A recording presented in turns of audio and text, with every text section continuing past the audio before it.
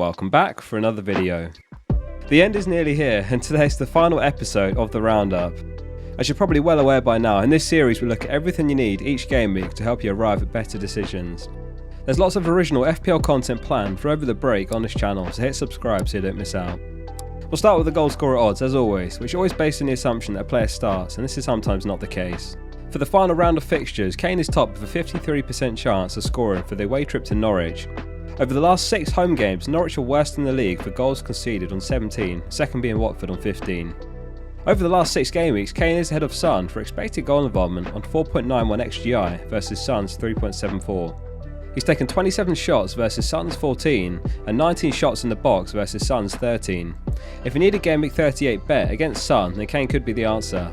There were rumours of illness for Kane, but in Conte's press conference he said he expects Kane to be okay for the game. Salah is second with a 51.5% chance of scoring. Klopp wasn't decisive in his press conference. He confirmed, quote, "It looks all good," but then he added, "What we do with him on the weekend, I have no idea." However, Son was spotted in training, which is promising.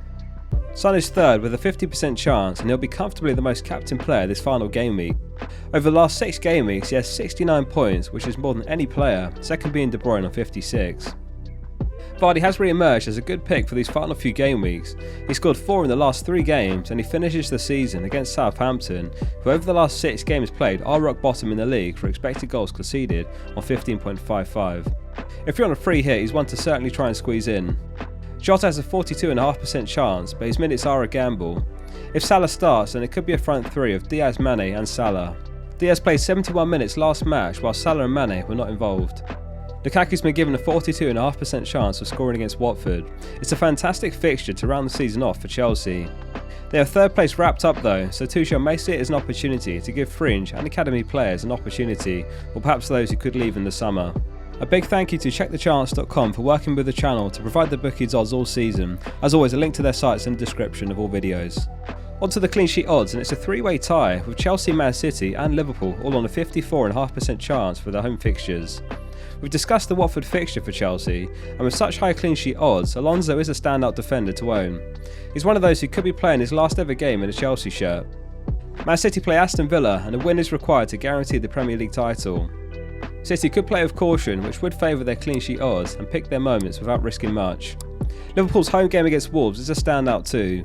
Wolves are second worst for expected goals and expected goals conceded over the last 6. The Trent and Robertson double-up could be huge with both players rested last game. Liverpool look to Gerrard's men to cause an upset against City, and Liverpool must win this one. The Champions League final comes 6 days later, which is plenty of recovery time.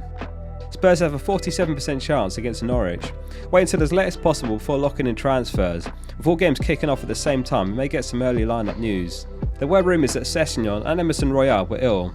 If they're confirmed to be fine, then Sessegnon's a great option too. Burnley's must-win game against Newcastle is played at home and they've got 31.5% chance. With Gameweek 38 historically high-scoring game week and 4 teams with under 10% clean sheet odds, it could be a bloodbath for some teams this weekend. Rock bottom are Villa and Watford with a 7% chance, followed by Norwich and Wolves on 8.5% chance. Next up, the predicted points, and Kane and Son are top with 8.3 and 8.2 predicted points. Son's finishing has been breathtaking, and despite Kane putting up the better underlying numbers, it's Son who's been putting up the points. Wolves seem to have all but given up at this tail end of the season, with 2 draws and 4 losses in their last 6. The Liverpool game on paper looks like it could be a high scoring one. Mane, Trent and Jota all make the top 10 for predicted points. As it stands, Salah misses out as the algorithm has him low in predicted minutes. Only Son has more points than De Bruyne over the last 6, and KDB is another differential captain if you're looking for a punt to finish the season on. Mount was rested in Chelsea's last league game as an unused sub, so you'd expect him to start this one, and him and Vardy are tied on 5.6 predicted points.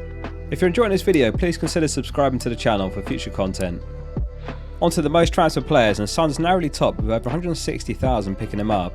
Bowen and De Bruyne close behind with over 150,000 transfers.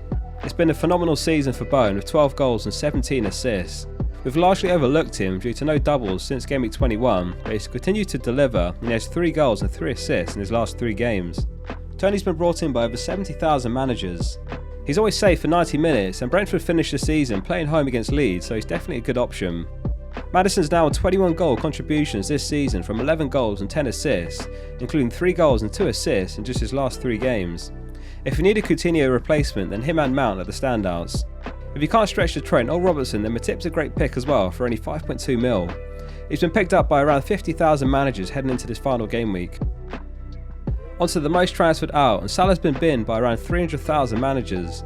We saw Son top of the most transferred in, and if you've not got him, then he's the obvious move. It's a shame how Dennis declined in the second half of this campaign. 10 goals, 7 assists, still a respectable tally, and many of us will never forgive him for the -1 in double Gameweek 23. Villa finished the season facing Man City away, so Coutinho, Cash, Watkins and Ings are all easy sells, and they all appear among the most transferred out players. Saka's been dropped by over 40,000 managers, however he was among the top for predicted points this game week, so holding is sensible unless he's your only route to a more important player such as Son. There were rumours that Kulusevski was restricted to the bench last game for illness, in which case you'd expect him to return to the starting 11 for Norwich, so selling is a risky one at this point.